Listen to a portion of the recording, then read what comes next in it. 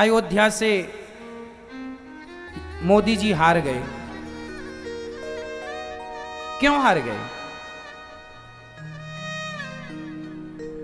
जिन्होंने राम जी का मंदिर बनाया, जो राम को जन जन तक पहुंचाए, वो हार गए। और जिन्होंने राम भक्तों पर गोलियां चलवाई, वो लोग जीत गए।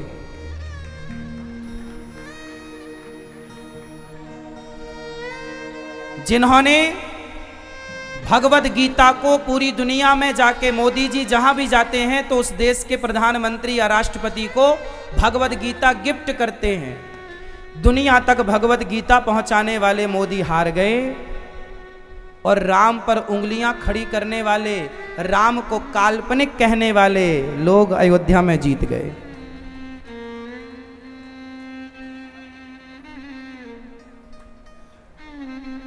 क्यों? क्योंकि हिंदू सलाह किससे ले रहा है? मंथरा जैसे लोगों से। यदि हिंदू संगठित हो जाए और सलाह केवल राम की माने, राम के भक्तों की माने, तो उसकी जय जयकार होगी। पर सलाह जय चंदों से ले रहा है। आज हमारा समाज हिंदू सनातनी सलाह किससे ले रहा है? जय चंदों से। सलाह अच्छे व्यक्ति से लीजिए,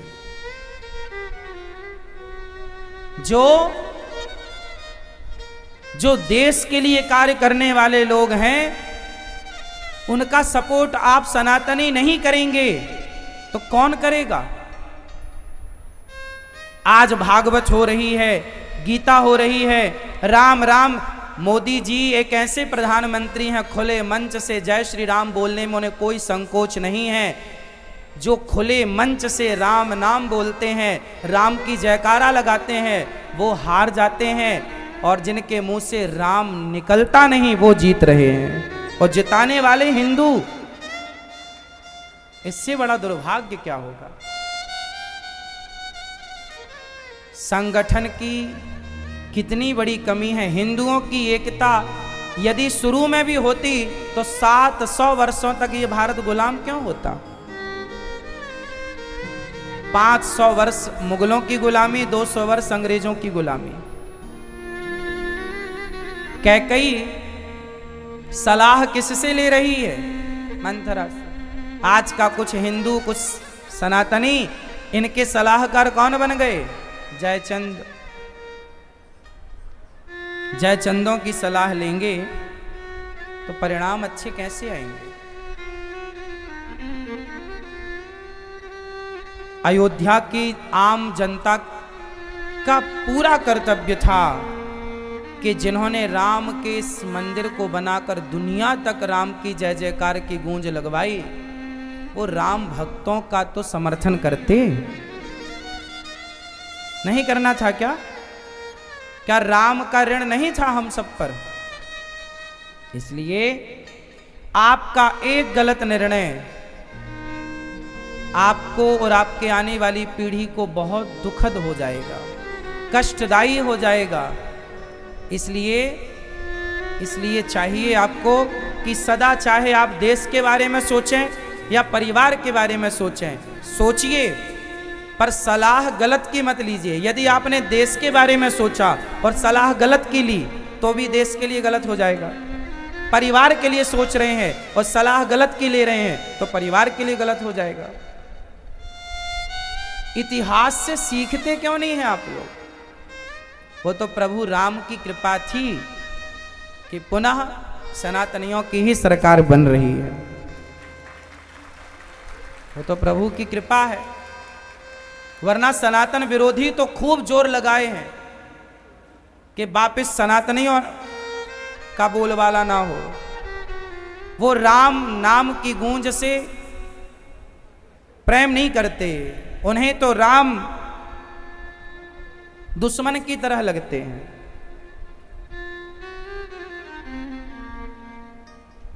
वो तो अच्छा है कि अब आप लोग अपने अपने घर में कीर्तन कर लेते हो, राम राम का नारा लगा लेते हो, जय श्री राम बोल लेते हो, हाथ जोड़ के राम राम कह लेते हो।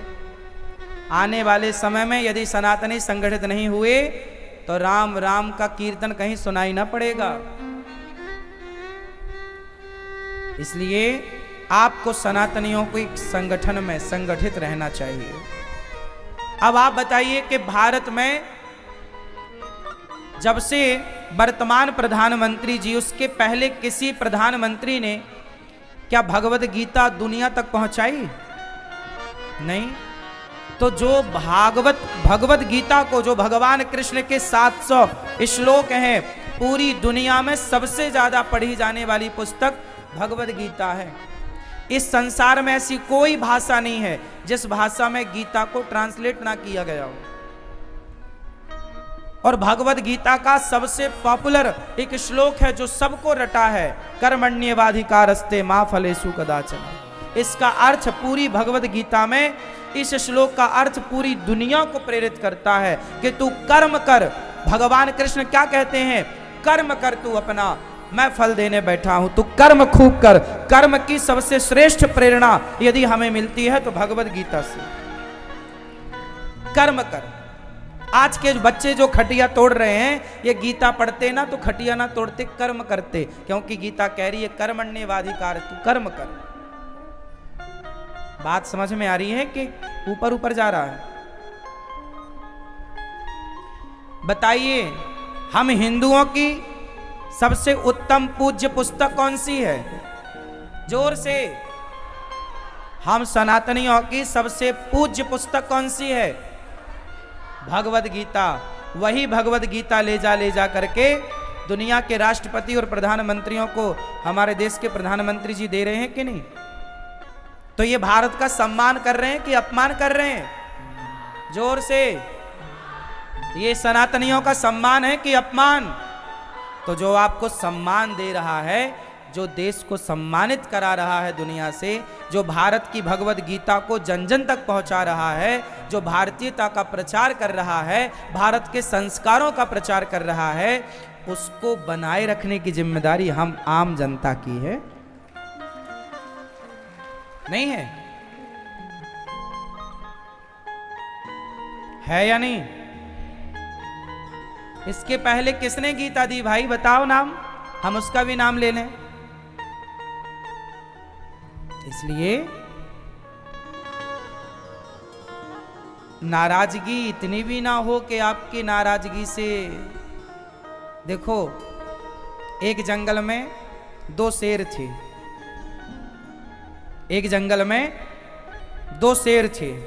एक शेर था जवान, एक शेर था बूढ़ा। तो जवान और बूढ़ा शेर जो था, दोनों साथ में रहा करते थे।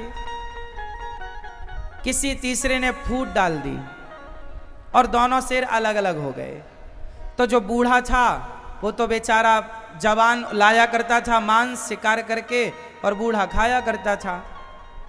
तो बूढ़ा अलग हो गया, वो बेचारा दौड़ तो सकता नहीं था ज्यादा और शिकार नहीं करता, तो भूखों मर रहा था।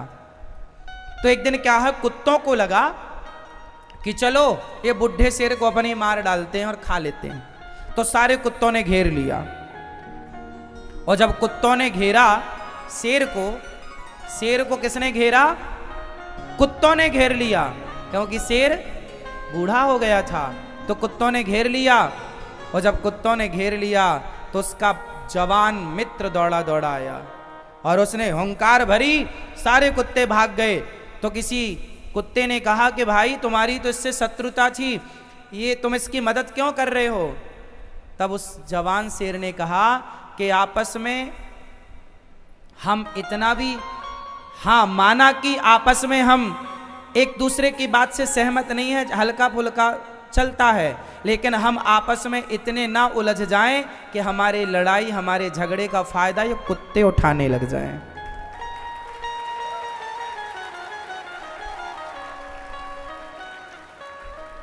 हमारी आपस की लड़ाई का फायदा कहीं ये कुत्ते ना उठाएं। हिंदुओं, यदि आप आपस में लड़ते रहे तो याद रख लेना कि आपकी आपस की लड़ाई का फायदा ये कुत्ते उठा लेंगे।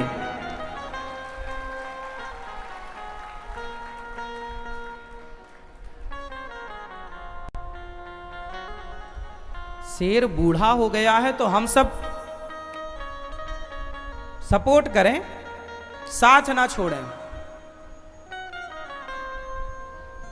वरना चारों तरफ से कुत्ते लगे हैं।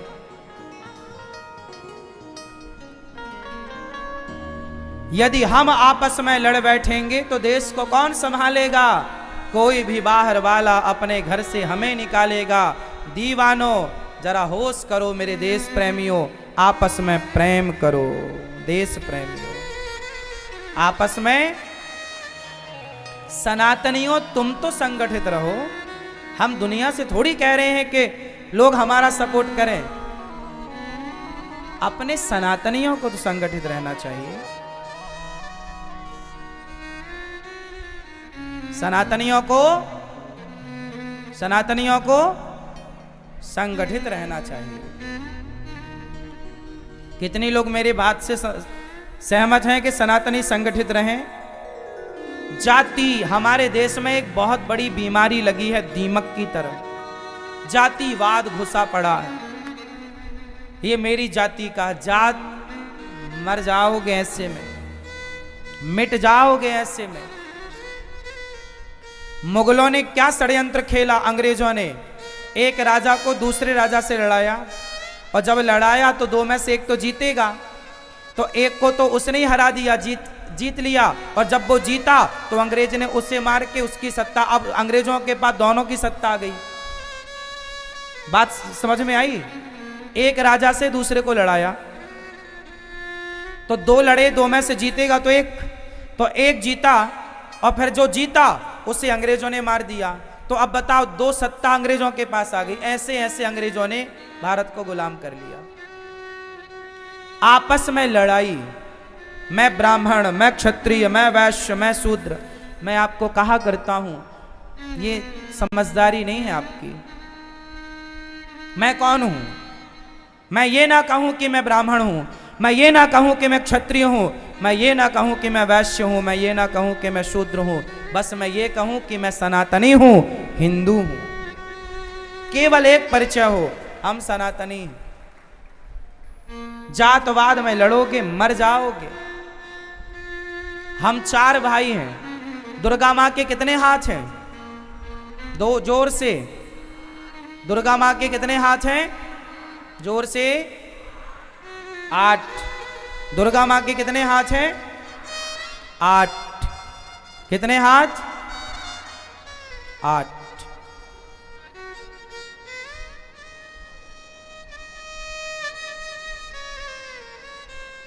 आठ हाथ तब होते हैं जब 4 लोग खड़े हों। और दुर्गा मैया का वाहन क्या है? क्यों है शेर? शेर जंगल का राजा होता है। शेर जंगल का राजा होता है, और दुर्गा मैया ने शेर को अपने कंट्रोल में रखा है, राजा को कंट्रोल में। हाँ या ना? राजा की सवारी है शेर की सवारी दुर्गा मैया की। और दुर्गा मैया के हाथ कितने हैं? जोर से। 8। दुर्गा मैया कहती हैं कि तुम 4 इकट्ठे हो गए जिस दिन, ब्राह्मण, क्षत्रिय, वैश्य, शूद्र, उस दिन तुम्हारे हाथ हो जाएंगे 8। और जिस दिन 8 हाथ से ये देश संभालना शुरू करोगे तो शेर की सवारी करोगे। क्या मजाल के कोई तुम्हारी तरफ आंख उठाकर देखे, कोई मुगल, कोई अंग्रेज, कोई भारत की तरफ एक आंख उठाकर नहीं देख सकता। मेरे भारत के शेरों, मेरे भारत के शेरों, अपने शेर का साथ दो। कुत्तों को फायदा उठाने का मौका मत दो।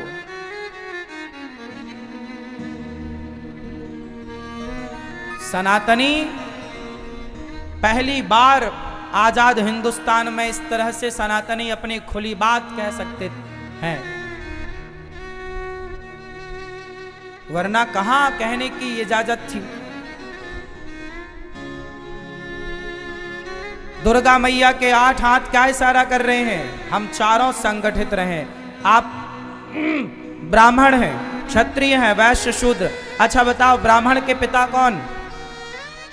जोर से उत्तर दो।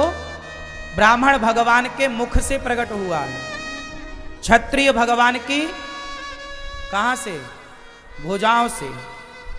भगवान नारायण के भगवान से, भगवान के जंघा से, वैश्य जन्म लेता है और भगवान के चरण से शूद्र का जन्म हुआ। अब बताओ, चारों के पिता एक हैं या चार हैं?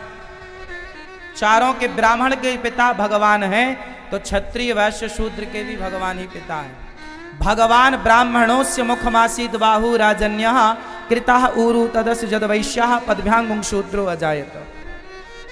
ब्राह्मण कौन?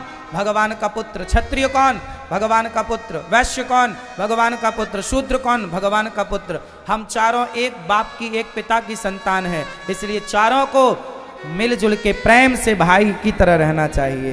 तुम चारों भाई हो और पांचवे को अपना भाई मत मान लेना। तुमने भाई मान के ही तो गलती कर दी। पांचवा कोई भाई नहीं है। भाई वो हो सकता है, चलो बताओ, गाय हमारी कौन?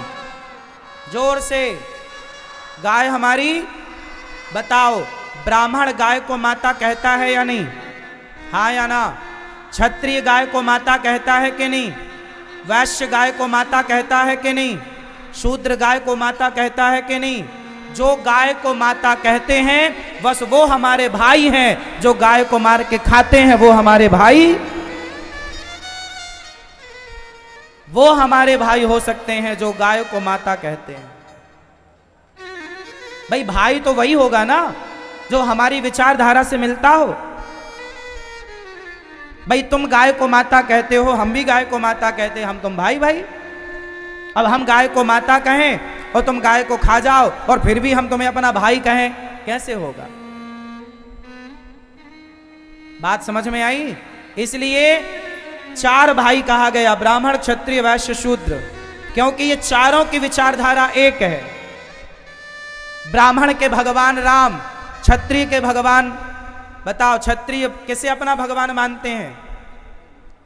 सबके भगवान राम। हम सबके भगवान कितने हैं? बोलो। सबके भगवान एक, भगवान नारायण, वही राम, वही कृष्ण। ब्राह्मण हो, क्षत्रिय हो, वैश्य हो, शूद्र हो, चारों के भगवान एक। एक भगवान हम मानते हैं और जहां चारों एक को मान रहे हैं इसलिए हम भाई भाई हैं, क्योंकि हम राम को मानते हैं, हम कृष्ण को मानते हैं। जो राम को नहीं माने, जो कृष्ण को नहीं माने, भाई वो हमारे भाई कैसे हो? भाई सब थोड़ी हो सकते हैं। सब कैसे भाई हो जाएंगे? जो आपकी बहन बेटियों की इज्जत लूटेगा उसे भी आप भाई कहोगे क्या? बोलो। जो आपकी गाय को मार के खा जाएगा उसे भी भाई कह दोगे क्या? जो आपके हिंदुओं को बरगला बरगला करके धर्म परिवर्तन करा रहे हैं, कितने गांव हिंदुओं के धर्म परिवर्तन हो गए और अन्य धर्मों में चले गए, अन्य मजहब पंथों में चले गए, क्या वो भी आपके भाई हैं जो दिन रात हिंदुओं को बरगला करके, भड़का करके और दूसरे मजहब पंथों में ले जा रहे हैं? क्या वो भी आपके भाई हो गए? सबको भाई मत कह देना। वो भाई हमारे हैं जो राम को अपना आदर्श मानते हैं, वो हमारे भाई हैं। जो कृष्ण को अपना आदर्श मानते हैं वो हमारे भाई हैं। जो गाय को माता मानते हैं वो हमारे भाई हैं। जो भारत को माता कहते हैं वो हमारे भाई हैं। जो भारत को माता ना कहें, जो वंदे मातरम ना कहें, वो कैसे भाई हो जाएंगे? इसलिए अपनों को पहचानो, जयचंदों को ना तुम अपना कहने लग जाओ। जो गंगा को माता कहते हैं, जो यमुना को माता कहते हैं, वो तुम्हारे भाई हैं। जो गंगा को माता नहीं, नदी कहते हैं, वो हमारे भाई कैसे हो सकते हैं? क्यों जी? नर्मदा कौन है? बोलो। माता है? कोई नदी कहे नहीं, ये तो नदी है भाई। जो नर्मदा को माता कहते हैं, गंगा को, सरयू को, सरस्वती को माता कहते हैं, वो ना हमारे भाई हैं। भाई विचारधारा तो मिले।